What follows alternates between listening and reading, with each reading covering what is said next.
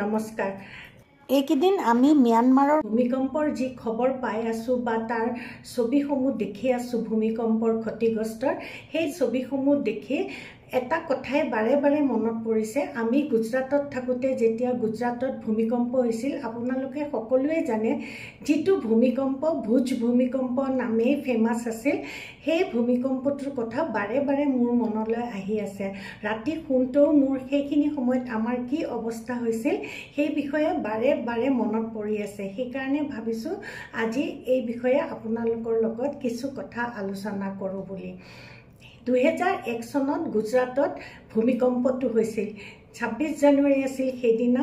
ভাৰতীয় standard time অনুসৰি 26 জানুৱাৰীৰ দিনা ৰাতিপুৱাই গুজৰাটত 8:43 এই ভূমিকম্পটো হৈছিল। সেইদিনা 26 জানুৱাৰী আছিল কাৰণে সৰু সৰু ল'ৰা ছোৱালীবিলাকৰ আঘাত হোৱাৰ পৰা বহুত বাচি গৈছিল। ভগৱানে সেইটো বহুত ডাঙৰ কাম কৰিলে।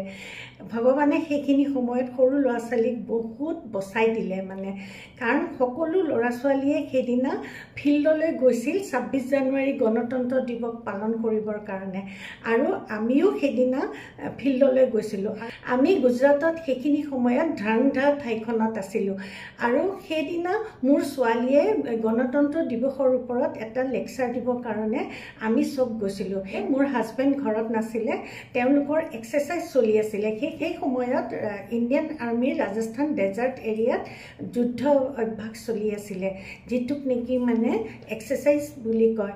আৰু 2 মাহ ধৰি এক্সাৰচাইজ হয়, আগতেও হয়, কিন্তু প্ৰত্যেক বছৰে এক্সাৰচাইজ হয়। কিন্তু 2001 চনৰ এক্সাৰচাইজটো বহুত বেছি ডাঙৰকৈ হৈছিলে। সেই সময়ত পাকিস্তানৰ ফালৰ পৰাও বৰ্ডাৰ লাইনত গোটেই সেনাবাহিনী আহি গৈছিল। গতিকে আমি এই যেন যুদ্ধ লাগিব এনেকুৱা এটা পৰিৱেশ হৈ আছিল। সেইখিনি সময়তে 26 জানুৱাৰীও আছিলে।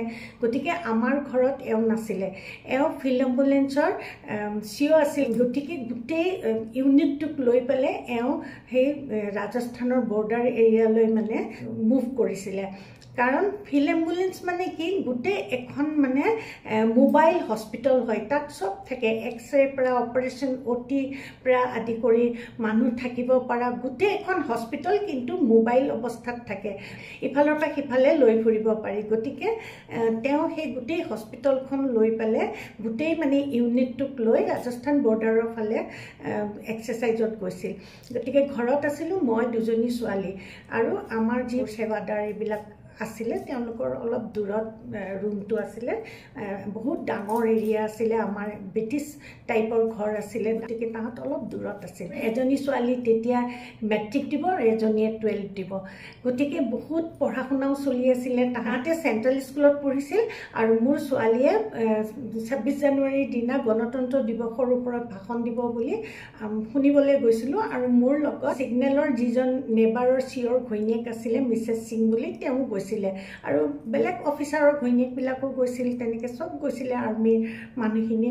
আমাক এনেকৈ তম্বু বনাই দিয়া আছিলে, আমি তাতে বহিছিল। এই ফিল্ডখন যে দেখিছে সেইখনেই হৈছে ফিল্ড, আৰু তাত গুজৰাটত বহুত ধূলি, তেনেকুৱা ঘাঁহ চাহ নগজে, ধূলি। গতিকে তেনেকুৱা এখন ফিল্ডত চব ল'ৰা ছোৱালী থিয় হৈ আছে, নিজৰ নিজৰ ক্লাছৰ ফালৰ পৰা তাহাঁতে নিজে প্ৰগ্ৰেম দেখাবৰ কাৰণে, কোনোবাই লেজিম, কোনোবাই কিবা এক্সাৰচাইজ কৰি ব্যায়াম কৰি দেখাইছে, এনেকুৱা বেলেগ বেলেগ নাচি, এনেকুৱা বেলেগ বেলেগ ধৰণৰ বস্তু দেখুৱাবলৈ ল'ৰা ছোৱালীবোৰ থিয় হৈ আছে। আৰু তাৰ মানুহবিলাকে তেনেকৈ ইমান ভূমিকম্প আদি দেখা নাই কাৰণে আৰম্ভণিখিনি বা কি হ'ব পাৰে সেইবিলাক ইমান বুজি নাপায়।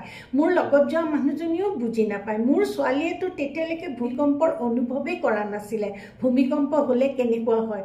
গতিকে তাহাঁতৰ অনুমানেই নাছিলে। মোৰ ছোৱালীয়ে ঠিক গণতন্ত্ৰ দিৱসৰ ওপৰত ভাষণ দি শেষ কৰিছে, এনেকুৱাতে মোৰ পিছফালৰ পৰা যেন কোনোবাই চকীখন ধাক্কা মাৰি দিছে, মোৰ এনেকুৱা লাগিছে।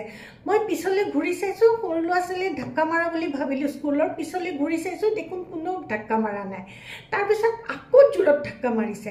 তেতিয়া মই মিছেছ সিঙক কৈছোঁ, মিছেছ সিং ভূমিকম্প আয়া হে। তাই কৈছে, নেহি মিছেছ গোস্বামী, কাহা ভূমিকম্প আয়া হে, আপ এছে ব'লা। মই কৈছোঁ, নেহি আয়া হে। মই তম্বুৰ তলৰ পৰা আঁতৰি বাহিৰলৈ ওলাই গ'লোঁ।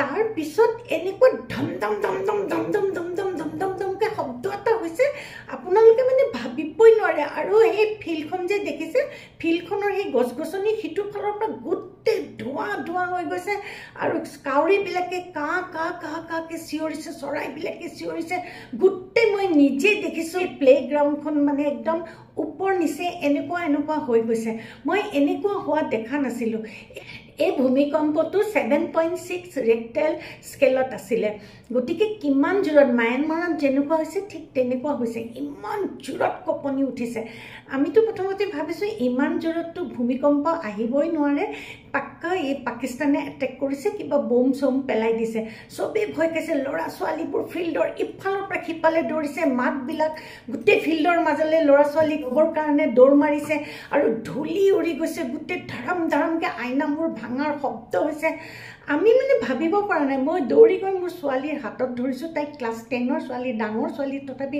দৌৰি গৈ মই তাইৰ হাতত ধৰিছোঁ মাইকত ইফালে এনাউন্স কৰি আছে পেনিক নকৰিব যোন য'তে আছে তাতে বহি থাকক কিন্তু বহি থকাৰ সেইটো এটা সময় নাছিলে মানে মোৰ ডাঙৰ ছোৱালীজনী ঘৰত অকলে আছে গতিকে মিছেছ সিং চলো हम घर चलते हैं তাৰপিছত জীপখন চলাই আমি ঘৰলৈ আহিছোঁ জীপখন এনেকৈ আহিছে মানে তাৰপিছত মই ঘৰবোৰ চাই আহি আছোঁ এইটো ঘৰ ভালে আছে এইটো ঘৰ ভালে আছে তাৰপিছত মই যেতিয়া ঘৰত সোমাই মোৰ ছোৱালীক মাতিছোঁ মোৰ দেখিছোঁ গোটেই ড্ৰয়িং ৰুমটো মানে পাথৰ শিল মানে ইটা হৈ গৈছে মানে ঘৰ ভাঙি তাৰপিছত দেখিছোঁ বাথৰুমৰ গোটেই বাথৰুমটো মানে ওপৰৰ টেংকি ফাটি পানী হৈ গৈছে আৰু তাই বাহিৰত সেৱাদাৰকেইটাৰ লগত থিয় হৈ আছে তাৰপিছত মই তাইক কৈছোঁ তই ঠিকে আছে তাই কৈছে তেতিয়া মোৰ সেৱাদাৰে কৈছে हम गुड़िया को इतना बुलाया गुड़िया बाहर नहीं आया वो तो सामान उठाने लगा बार তাৰপিছত তাই কৈছে मामा मुझे तो पता ही नहीं था कि ये क्या हो रहा है मैं सोचा तो क्या क्यों गिर रहा है सामान मैं इसीलिए उठा रही हूँ ते ওপৰৰ টেংকিৰ পৰা পানী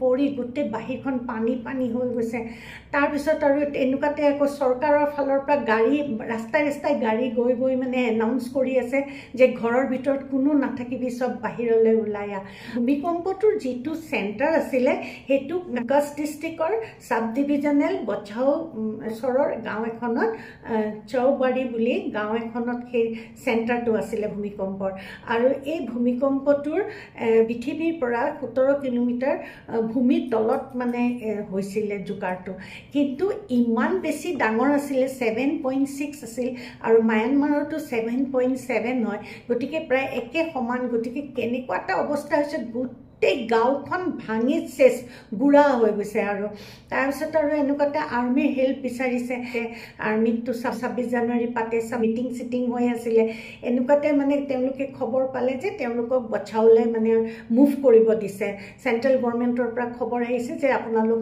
বচাওলৈ মুভ কৰক খবৰটো পাই মানে সন্ধিয়া হৈ গৈছে তাৰপিছত গোটেই তেওঁলোকে বচাওলৈ মুভ কৰিছে আমিতো গোটেই কানেকশ্যন অফ লাইট অফ চব অফ হৈ গৈছে একো নাই আমি ভিতৰত যাব মনা কৰিছে আমাৰ চোতালত এডাল ডাঙৰ মানে বাদামৰ গছ এডাল আছিলে সেই বাদাম গছৰ তলতে আমি মই মোৰ ছোৱালী দুজনীক লৈ আছোঁ আৰু ইমান হঠাৎ ঠাণ্ডা পৰি গৈছে যিমান ঠাণ্ডা গুজৰাটত তাতকৈ বেছি ঠাণ্ডা পৰি গৈছে টেলিফোনৰ কানেকশ্যন একো নাই যে মই হাজবেণ্ডৰ লগত কানেক্ট কৰিম যে ঘৰৰ এইটো অৱস্থা হৈছে বা আমি বাহিৰত আছোঁ তেনেকৈ আমি প্ৰায় এক সপ্তাহ বাহিৰত আছোঁ কাৰণ আমাৰ তম্বু তৰি দিবৰ কাৰণেও আমাৰ ইউনিটটো আমাৰ নাই তাৰপিছত মোৰ হাজবেণ্ডৰ লগত কানেক্ট কৰিবৰ কাৰণেও আমাৰ টেলিফোন নাই তাৰপিছত কিবা কৰি মোৰ সেৱাদাৰহঁতে টেলিফোনটো বাহিৰত লটকাই দিছে যে যেতিয়াই কানেকশ্যন হ'ব আপুনি কৰিব পাৰিব বুলি তাৰপিছত টেলিফোন আহিছে আৰু বাকী আমাৰ চিপাহীৰ যিবোৰ ইউনিটৰ যিবোৰ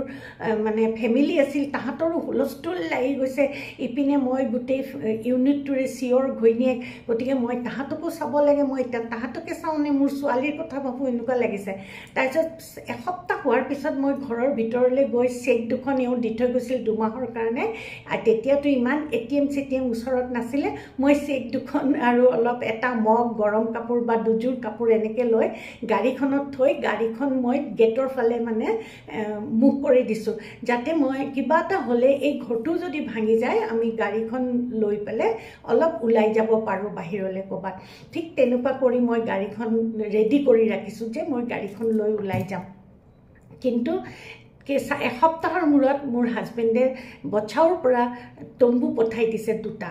এটা তম্বু মই ছোৱালীৰ কাৰণে, এটা 2জনী ছোৱালীৰ কাৰণে, কাৰণ তাহাঁতৰ পৰীক্ষা, আৰু এটা তম্বু মোৰ কাৰণে থৈছোঁ। আমি তেনেকৈ পুৰা 1.5 মাহ বাহিৰত আছোঁ তম্বু তৰি পেলাই। ইপিনে তাহাঁতৰ পৰীক্ষা, মাৰ্চত পৰীক্ষা, গোটেই ফেব্ৰুৱাৰী মাহটো বাহিৰত আছোঁ। মাৰ্চৰ 6 তাৰিখে নে কিমান আমি ঘৰৰ ভিতৰলৈ আহিছোঁ। আৰু কোনো পৰীক্ষা চৰীক্ষাও পিছুৱাই দিয়া নাই, তেনেকৈ পৰীক্ষাও হ'ল, পৰীক্ষাও দিলে। গতিকে মোৰ সেই কথাটো ইমান মনত পৰিছে। এতিয়া ম্যানমাৰত যেতিয়া এই ভূমিকম্পটো হৈছে তেতিয়া মোৰ বাৰে বাৰে মনত পৰিছে। মই ভাবিছোঁ যে কেনেকুৱা এটা দিন আছিলে আমাৰ সেইদিনা। গতিকে মানুহবিলাকৰ এটা কেনেকুৱা অৱস্থা হ'ব পাৰে মই সেইটো ভালদৰে জানো। গুৱাহাটীৰ পৰাও তেতিয়া অসমৰ পৰাও বাৰে বাৰে ফোন গৈছে, পিছত তহঁত ভালে আছনে, তহঁত ইয়ালৈ গুচি আহ বেগতে, আমি যাম নে। মই কৈছোঁ আহিনো থাকিবি ক'ত, ইয়াত হোটেল চোটেল চব কিবা হৈ গৈছে, বৰবাদ হৈ গৈছে, ভাঙি গৈছে।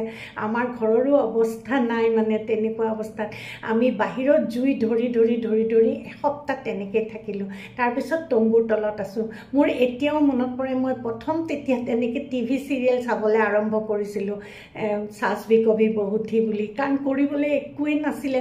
ইহঁতে পঢ়ি থাকে, মই এটা তম্বুত মই তেনেকৈ আছিলোঁ। গতিকে এই কথাটো মোৰ ইমান মনত পৰিছে, আমি সেইদিনা কেনেকুৱা এটা অৱস্থাত আছিলোঁ। আৰু 2 মাহৰ পিছত মোৰ হাজবেণ্ড আহিছে ঘৰলৈ। গতিকে এনেকুৱা এটা ভূমিকম্পৰ পিছত মানুহৰ কেনেকুৱা অৱস্থা হয় সেইটো মই ভালদৰে অনুভৱ কৰিছিলোঁ। এওঁ যেতিয়া বছাও পাইছিলে, বছাওৰ পৰা যেতিয়া ফোন কৰিব পৰা অৱস্থা হ'ল, মোক কৈছিলে যে ইয়াত আহি ইমান বেয়া লাগিছে, ঘৰবিলাক একদম মাটিৰ তলত সোমাই সোমাই গৈছে, আৰু এখন হস্পিটেল বোলে নাৰ্ছে পেচেণ্টে ভিতৰত সোমাই গৈছে। আৰু ভোজতো সৰু সৰু ল'ৰা ছোৱালীবোৰ প্ৰচেছন কৰি বাহিৰলৈ আহি আছিল, গোটেই ৰাস্তাটো ফাটি গৈ তাহাঁত সোমাই গৈছে। সেইকাৰণে এই ভূমিকম্পটোক বেছিভাগে ভোজৰ ভূমিকম্প বুলি কয়। আৰু সেই 26 জানুৱাৰী এটা ক'লা দিন বুলি মানে আমি কিমান দিনলৈ ভাবি আছিলোঁ এই ভূমিকম্প আকৌ আহিব, কাৰণ বহুত দিনলৈ লৰিয়ে আছিলে, ভূমিকম্প দিয়ে আছিলে। সেইকাৰণে আমি মাৰ্চৰ কিমান তাৰিখলৈকে, 6 নে কিমান তাৰিখলৈকে, মোৰ দিনটো ঠিক মনত নাই, আমি ভিতৰলৈ যোৱাই নাছিলোঁ। এনেকুৱা এটা ভূমিকম্প আহিলে কেনেকুৱা পৰিৱেশ হ'ব পাৰে বা কেনেকুৱা এটা পৰিস্থিতি হ'ব পাৰে মই ভালদৰে সেইটো অনুভৱ কৰি থৈছোঁ। সেইকাৰণে আজি আপোনালোকৰ লগতো শ্বেয়াৰ কৰিলোঁ। ধন্যবাদ।